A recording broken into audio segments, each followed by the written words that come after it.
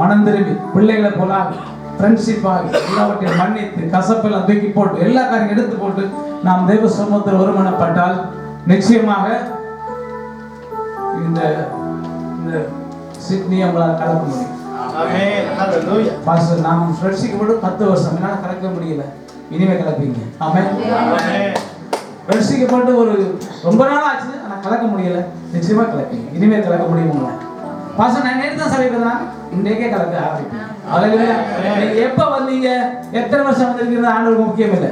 அவர் இன்னைக்கு வந்தாலும் உங்களை கலக்க வைக்க முடியும். நீங்க எப்ப கொடுக்கலான்னு உங்களை கலக்க வைப்பார். அல்லேலூயா. நம்ம ஜெபம் பண்ணோம். ஒரு செடுந்து நிற்போம். இந்த வருஷத்துக்கு ஒப்புக்கொள்ளும் ஆண்டவரே, பேதுரை போல இந்த 12 பேர் போல எனக்குள்ளும் பெருமைகள் இருந்தது, எனக்குள்ளும் அந்தஸ்து, எனக்கும் என்னுடைய உறவு, என்னுடைய உத்தியோகம், எனக்கு கொடுத்துற தனி திறமைகள். ஆண்டவரே, நான் பெரியவனா எண்ணினேன், நான் மற்றவரை மதிக்கவில்லை, மற்றவரை நேசிக்க முடியாது இருந்தது. ஆண்டவரே, இன்றைக்கு உண்மை போல என்னை நான் காத்துக்கிறேன். அவ 12 பேர் மனம் திரும்பினது போல ஆண்டவரே, நான் மனம் திரும்ப விரும்புகிறேன் என்று சொல்லி தேவ சமூகத்தில் ஒப்பு கொடுங்க. நன்றி சொல்லு, ஒப்பு கொடுங்க ஆண்டவரே. ஆண்டவரே ஒப்பு கொடுங்க, ஆண்டவரே ஒப்பு கொடுங்க. தேவ சமூகம் ஆண்டவரே, எங்களை நீங்க பொறுப்படுங்கன்னு சொல்லுங்க. ஆண்டவரே, எங்களை பொறுப்படுங்க. கொஞ்ச நேரம் ஸ்தோத்திரம், கொஞ்ச நேரம் ஸ்தோத்திரம், கொஞ்ச நேரம் ஸ்தோத்திரம். நன்றி ஆண்டவரே.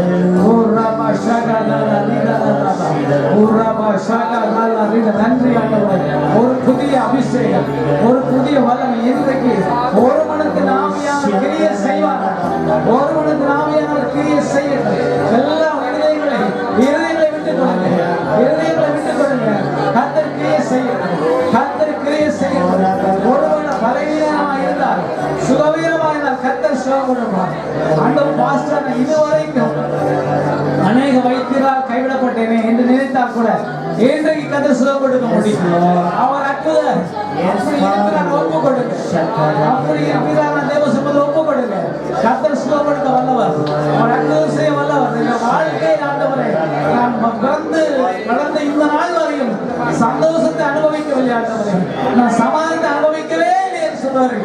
இன்றைக்கு புதிய சமாதானத்தை கற்றுக் கொடுக்க வருகிறார். நான் திருமணமாக இவ்வளவு நாளும் எங்கள் குடும்பத்தில் சமாதானத்தை கொடுக்கவே இல்லை, வரவே இல்லை என்று சொன்னார். இன்றைக்கு கர்த்தர் புதிய சமாதானத்தை கொடுக்க விரும்புகிறார். நன்றி சொல்லுங்க, நன்றி சொல்லுங்க. நிச்சயமாய் கர்த்தருக்கு புதிய சமாதானத்தை தரப்போகிறார். நன்றி ஆண்டவரே, நன்றி ஆண்டவரே, நன்றி பிதாவே, நன்றி. அந்த கர்த்தருக்கு உங்களோட பேசிக் கொண்டிருக்கிறார். பரிசுத்த ஆவியானவர் உங்களோட பேசிக் கொண்டிருக்கிறார். விட்டுக் கொடுங்க, விட்டுக் கொடுங்க. நீ சிறியவனுக்கு எண்ணாத, நீ சிறியவனுக்கு எண்ணாத. கர்த்தர் பெரிய காரியங்களை செய்ய போகிறார். கர்த்தர் பெரிய காரியங்களை செய்ய போகிறார். நீ சிறியவன் எண்ணாத. அருமையான சகோதரி, அருமையான சகோதரன், நான் சிறியவனாய் இருக்கிறேன், நான் சிறியவனாய் இருக்கிறேன். என்னை வைத்து கர்த்தர் என்ன செய்ய முடியும் நீங்க யோசிக்காத. கர்த்தர் உன்னை வைத்து அவர் செய்ய வழியை செய்ய முடியும். அவர் எதெல்லாம் செய்ய விரும்புகிறாரோ அது உன்னை கொண்டு செய்ய முடியும். அவர் இந்த பகுதியில், இந்த தேசத்துல பெரிய காரியங்களை உங்களை வைத்து செய்ய போகிறார். அல்லேலூயா. தேவ சமூகத்துக்கு கொடுங்க. நன்றி ஆண்டவர், நன்றி பிதாவே, நன்றி பிதாவே. அந்த ஒரே முடி சமூகத்துல வந்திருக்கிற இந்த பிள்ளைகளுக்காக, இந்த வார்த்தையை கேட்டு ஒப்பு கொடுக்க இந்த பிள்ளைகளுக்காய் உங்களுடைய சமூகத்தில் ஒப்பு கொடுங்க. கர்த்தர் பெரிய காரியங்களை இயேசு நாமத்தில் பிதாவே. உட்காரலாம்.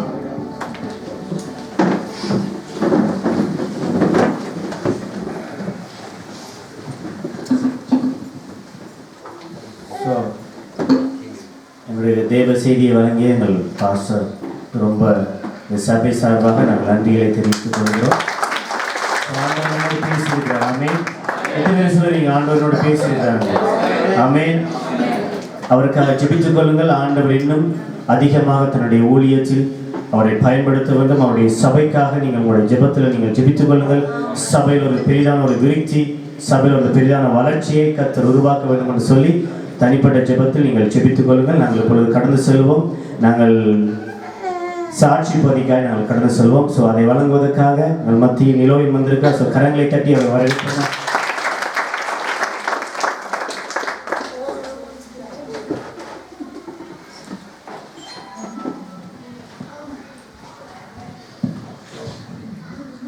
ஆண்டவரின் நாமத்தில் உங்களை அனைவரையும் வாழ்த்தி வரவேற்கின்றோம்.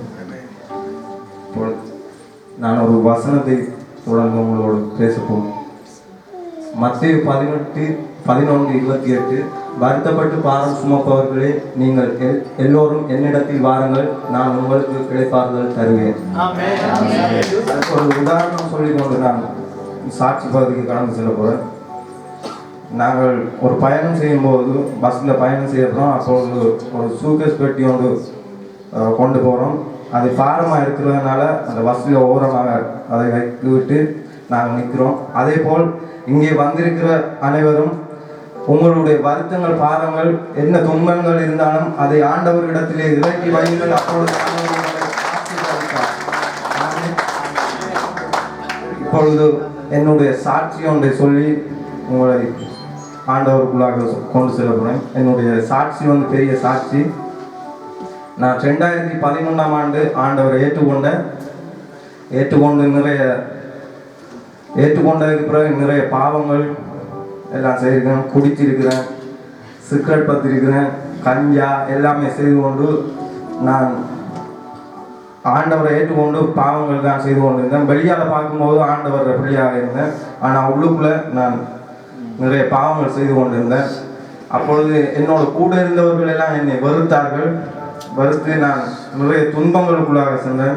வேலை இல்லாமல், பண கஷ்டம், நிறைய பாடுகளின் மத்தியில் வாழ்ந்து கொண்டிருந்தேன். அப்பொழுது இந்த வருடம் போன வருஷம் 12ஆம் மாதம் கிறிஸ்மஸுக்கு அடுத்த நாள் இப்பொழுது எனக்கு மெய்ப்பனாக இருக்கிறவர் சொன்னார், 3 நாள் கேம்பிங் போகிறோம் வாரையாண்டு கேட்டார். அப்பொழுது நான் ஓகே எனக்கு சரி என்று அந்த கேம்பிங் போனோம். அப்பொழுது என்னுடைய சகோதரர் எடுத்த மெசேஜ் மன்னிப்பு என்னை தொட்டது. அதன் மூலம் திரும்பவும் நான் ஆண்டவருக்குள்ளே வந்தேன். நான் நிறைய பாவங்கள் செய்திருந்தும் என்னுடைய சுஜி அண்ணா என்னை திரும்ப என்னை மன்னித்து அவர் அரவணைத்து கொண்டார்.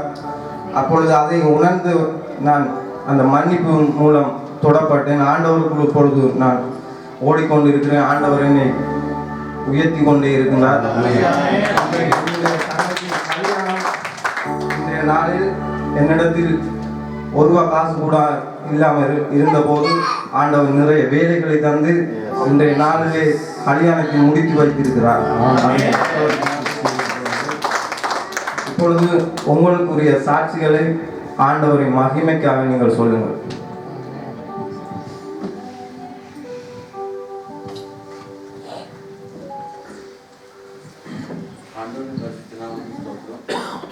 போன 2-3 நாளைக்கு முதல் புதன்கிழமை ஜெயிச்சுதாங்க. அப்பா விஷயம் இல்லை. அதில் இன்றைக்கு எங்கள் தங்கச்சி கல்யாணம் வாங்க. அப்பா உடல் வார்த்தையில் கேட்டு கொண்டு இருக்க என்ன நடக்குமோன்னு செய்யாண்டு இருந்துச்சுன்னா இன்றைக்கு நல்லபடியாக போயிட்டே இருந்து தங்கச்சியில் கல்யாணம் நடத்தி வச்சிருக்கேன்.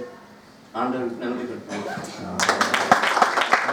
ஆண்டவரை விசுவாசித்தால் ஆண்டவர் செய்து முடிக்க வல்லவர். என்னுடைய வாழ்க்கையில் செய்த ஆண்டவர் உங்களுடைய வாழ்க்கையிலையும் அதிசயங்களையும் அற்புதங்களையும் செய்வார். நீங்கள் விசுவாசிங்கள், அப்பொழுது எல்லாம் கூட்டி கொடுக்கப்படும்.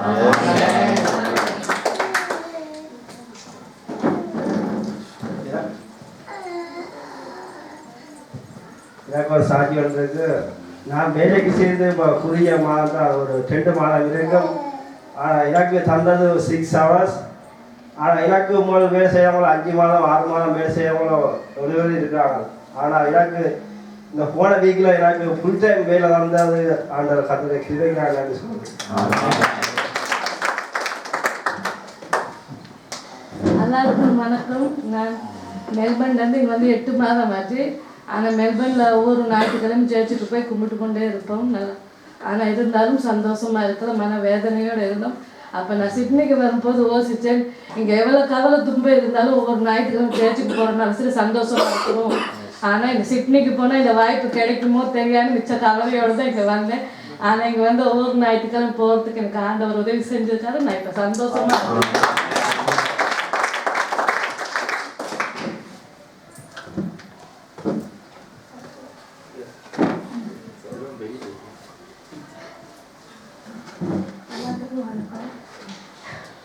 என்ன சொல்கிறதுன்னு எனக்கு தெரியல. நான் கல்யாணம் பற்றி 11 வருஷம் இருந்தது. எனக்கு ஃபர்ஸ்ட் பேபி இறந்துட்டாங்க. அதாவது போட்டில் வரும்போது 3.5 மாதம் பேபி கிடைக்கிறதுனா அப்போ டெலிவரி டேட் ஆகஸ்ட் மாதம் 30ஆம் தேதி டெலிவரி டேட் அன்றைக்கி என் பேபி செத்துட்டு. ஆனால் ரொம்ப கவலையோடையும் தூங்கக்கூடிய வேதனையோடு நாங்கள் ஹஸ்பண்டும் இருந்தோம். அப்போ எனக்கு என்ன செய்கிறதுனே எனக்கு தெரியல. இங்கே இருக்கிற கௌரி சொல்லி அவங்க இங்கே வந்திருக்கிறாங்க. அவங்க தான் ஃபஸ்ட்டு எனக்கு தூங்காபி சேச்சி அறிமுகம் காட்டினது. அவங்களோட கொஞ்ச நாள் வந்திருந்தேன். அப்போ திடீர்னு அவங்களுக்கு எங்களுக்கு பிரச்சனை ஆகி திடீர்னு சேச்சிக்கு வராங்க விட்டுட்டேன். வேலைக்கு ஒரு 9 மாதமாக போயிருந்தேன். ரொம்ப கவலைப்பட்டேன். என் சேச்சியை மறந்துட்டணும். எனக்குள்ளே சரியான கவலையாக இருந்தது. ஏன்னா நான் முன்னே வேதத்தில் இருக்கேன், நான் சைவம் தான். அப்புறம் கொஞ்ச நாள் அங்கெல்லாம் நான் வேதத்துக்கு சேரணும்னு ஒரு ஆர்வமாக இருந்தேன். இப்போ திடீர்னு இந்த ஆண்டவர் கொடுத்ததுக்காக நான் 11 வருஷத்துக்காக திரும்பி பேபி கிடைக்கிறேன். இப்போ 3 மாதம் நான் ப்ரே பண்ணேன். போன வருஷம் மதர் டே அன்னைக்கு ப்ரே பண்ணியிருந்தோம். நான் ஆண்டவரே இதே சபையில் திரும்பி நான் கதைக்கணும், நான் தாயாக நின்று கதைக்கணும்னு சொல்லி ஆண்டவர்கிட்ட முறைவிட்டு அழுந்தேன். அதே மாதிரி எனக்கு வாய்ப்பு கிடைச்சது.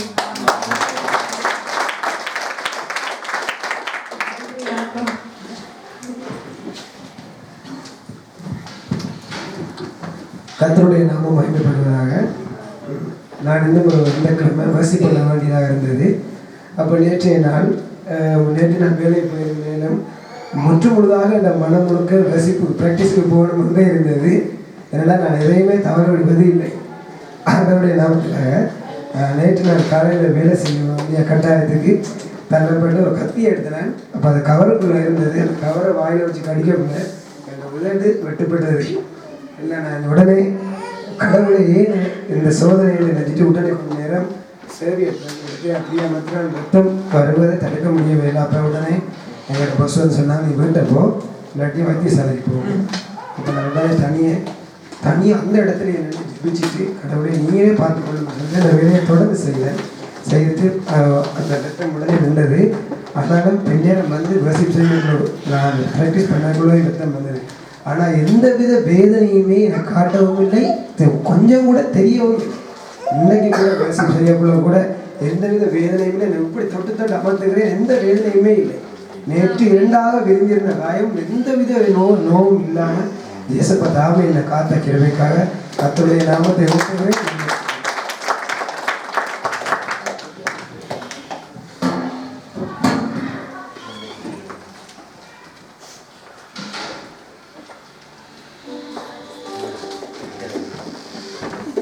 கர்த்தருடைய நாமத்துக்கு கடந்த செவ்வாய்க்கிழமை எனக்கு சரியான கண் குத்தா இருந்தது. சரியான குத்தா இருந்தது. எப்படின்னு சொன்னால் மேலே குத்துது, மேலே ஏதோ இருக்கிற மாதிரி இருக்கு. ஆனால் ஒன்றும் இல்லை. கடைசியாக ஐவாஷ் போட்டு சும்மா 4 மணிலேருந்து க்ளீன் பண்ணோம். ஆனால் அப்பையும் குத்தி நிற்கலை. பிறகு கடைசியாக ஒரு 5 நிமிஷம் பிறகு 2 நிமிஷம் வந்து இது வேலை செய்து கொண்டு வேலை முடித்த பிறகு ஜெபம் பண்ணோம். ஒரு 5 நிமிஷம் ஜெபம் பண்ணிக்குவோம்.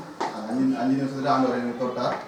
15 நிமிஷத்தில் வந்து இந்த கண் குத்து எங்கே போகணுன்னு தெரியல. இல்லாட்டி எனக்கு கண் குத்து வந்தால் 2-3 நாள் நானே நம்பலை. அப்போ ஒரு சில மெடிக்கலில் போயிட்டு மருந்து எடுத்துட்டு போங்க அப்படின்னு சொல்லி. ஆனால் 15 நிமிஷம் பிறகு ட்ரெயினில் போய் நான் வேலைக்கு அடுத்த வேலையை தொடங்கும் முன்னாடியே எனக்கு கண் குத்து நின்றுட்டு ஆண்டவர் நமக்கு கோடியான கூட சொல்கிறாங்க.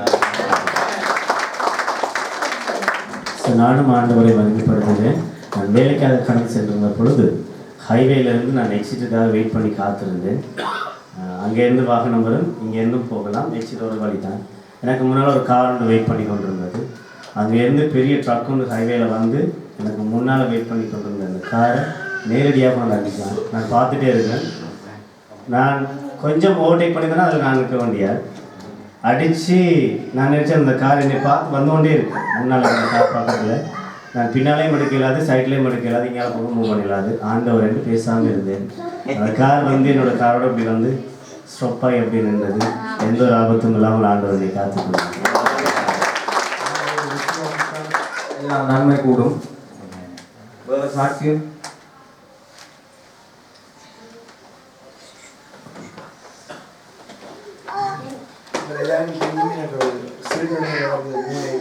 அதுக்கு முதல் கன்ஃபியூஸ் ஸ்டேஜில் இருந்தாங்க. எனக்கே தெரியல நான் கன்ஃபியூஸ் ஸ்டேஜ் இருக்கிறேன். இப்போ அந்த கிளைண்ட்ஸ்லாம் சொன்னாங்க, நீ என்ன முடிய மாதிரி இல்லையே, சம்திங் ஹஸ் உங்களுக்கு எதாவது நடந்துருக்கிற போல இருக்காங்க. ஒன்றும் நடக்கலையே. எனக்கு ஆப்ரேஷன் நடக்கிற நேரத்தில் வந்து எத்தனையோ கிளைண்ட்ஸ் போயிட்டாங்க என்னை விட்டு. நான் அக்கௌண்டன்ட் அப்போ நான் ஆப்ரேஷன் முடிஞ்ச பிறகு ஒவ்வொரு கிளாஸும் அழைச்சி நம்ம செய்த வேலையை முடிச்சு தாரன் நீங்கள் போகிற பரவாயில்லை. கடைசி எல்லாம் அவங்க அனுப்பி வாங்கிட்டாங்க. ஒன்றா உங்களுக்கு தெரியாமல் நடந்தபடியாக ஒவ்வொரு கிளாண்ட்டை திரும்பி வந்து இருக்காங்க. அதுக்காக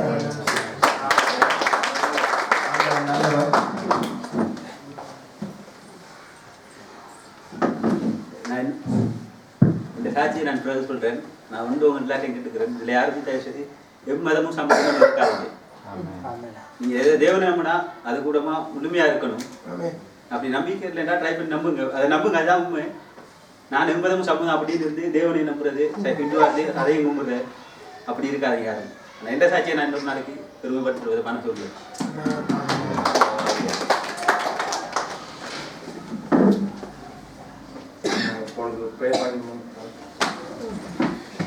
ஆண்டவரே அப்பா புதிக்கிறோம் ராஜா. ஆண்டவரே நீ நல்லவர் வல்லவர். அப்பா பிதாவே உண்மை நோக்கி கூப்பிடுகிறோம் ராஜா. நீர் அழைத்தவர் உண்மை உள்ளவர் அப்பா. ஆண்டவரே தகப்பனே இந்த இடத்திலே ஆண்டவரே நீர் அசைவாடி கொண்டு இருக்கிற தயவுக்காய் நன்றி அப்பா. ஆண்டவரே தகப்பனே எங்கோர் 2-3 பேர் நின்று ஆண்டவரே உம்முடைய நாமத்தை உயர்த்துறோமோ அந்த இடத்திலே வாசம் செய்வோம் என்று சொன்ன தேவர் அப்பா. ஆண்டவரே தகப்பனே எங்களுடைய பலத்தினால் இல்லையப்பா ஆண்டவரே உம்முடைய பலத்தினால் ஆண்டவரே இங்கே புதிய புதிய ஆத்மாக்களை கொண்டு வருகின்ற தயவுக்காய் உமக்கு கோடான கோடி சோஸ்திரம் அப்பா. ஆண்டவரே தகப்பனே நீர் அழைத்தவர் உண்மை உள்ளவர் அப்பா. அதை நாங்கள் விசுவாசிக்கிறோம், வாஞ்சிக்கிறோம் ராஜா. ஆண்டவரை வருகின்ற கிழமைகளிலே ஆண்டவரை புதிய புதிய ஆத்மாக்களை கொண்டு வர போறமைக்காய் நன்றி ராஜா.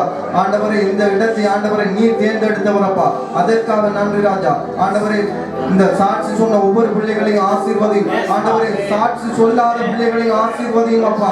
ஆண்டவரை வருகின்ற வாரங்களிலே ஆண்டவரை இவர் புதிய சாட்சி சொல்லத்தக்கதாக மாற்றும் அப்பா. ஆண்டவரை எல்லாம் வல்ல இயேசுவின் மூலம் ஜெபிக்கிறேன் ஜீவனுள்ள நல்ல பிதாவே.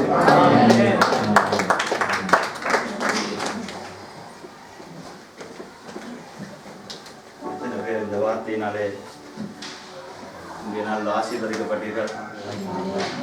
அது மட்டுமல்ல, ஆண்டவரை ஆராதிப்பது என்பது அவருடைய நாமத்தை உயர்த்துவது. இந்த நாளில் இந்த சாட்சி நேரத்தில் அநேகர் ஆண்டவருடைய நாமத்தை உயர்த்தினீர்கள்.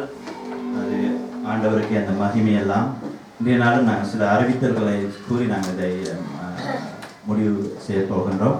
முதலாவது அறிவித்தல், என்னுடைய பாஸ்டர் நாளைய தினம் உங்களோடு இருக்கின்றார். அதனாலே ஒரு பைபிள் ஸ்டடியை நாளை மாலை 7 மணிக்கு நாங்கள் இந்த இடத்திலே செய்கின்றோம். அது ஊழியம் செய்பவர்களுக்காக மட்டுமாகவே இருந்தது. ஆனாலும் அவருடைய வார்த்தையினாலே இன்றைய நாளில் அநேகருக்கு ஆசீர்வாதமாக இருந்தபடினாலே அதை உங்களுக்கும் துறந்து விடுகிறேன். இனி இந்த வருகிற காலங்களிலே உங்களுக்கும் நீங்கள் ஆண்டவருக்காக ஊழியம் செய்ய போகிறீர்கள் என்று விரும்பினீர்கள் என்று சொன்னால் நாளைய தினத்திலே எங்களோடு வந்து ஜாயின் பண்ணுங்கள். இன்றைய தினத்தில் நீங்கள் போகும் பொழுது உங்களுடைய குடும்பத்திலிருந்து எத்தனை பேர் வருவீர்கள் என்று சொன்னீர்கள் என்றால் அது இந்த சமையல் காரியங்களுக்கு எங்களுக்கு உதவியாக இருக்கும். அது மட்டுமல்ல, போன வாரத்திலே எங்களோடு இருந்த தனுஷிகா, பிரீத்திகா, வடிவா வந்து இங்கே டான்ஸ் செய்தாங்க. எத்தனை பேர் அதை ரசிச்சிங்க? அவர்களுக்காக ஒரு சாக்லேட் தனுஷிகா வாங்க. தாங்கள் மிகவும் சிரமப்பட்டு அந்த பாட்டை ப்ராக்டிஸ் பண்ணி செய்ததுக்காண்டி வேற வைக்கப்படுறாங்க. ஸோ நாங்களே போய் கொடுப்போம்.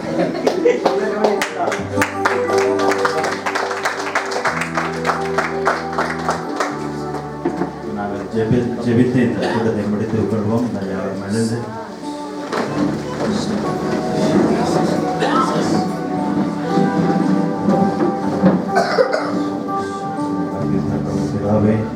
நன்றி செலுத்துகிறோம் ராஜா. இந்த நாளில் ராஜா இந்த இடத்திலே வந்து இந்த பிரசனத்தினாலே நிரப்பியதற்காக நன்றி சார். ஒவ்வொருவருக்கும் தேவைப்படி தேவ சமாதானத்தையும் தேவைப்படி ராஜா. எங்களுடைய ஆவிகளின் ஆண்டவரை காதுகளை திறந்து தேவைப்படி ராஜா. நல்ல ஒரு ஆகாரத்தை எங்களுக்கு கொடுத்ததுக்காக நன்றி செலுத்துகிறோம். அன்றைய நாளிலேயும் அப்போஸ்தலர்கள் எப்படி ஆண்டவரை ஒன்று சேர்ந்து ஊழியம் செய்தார்கள்.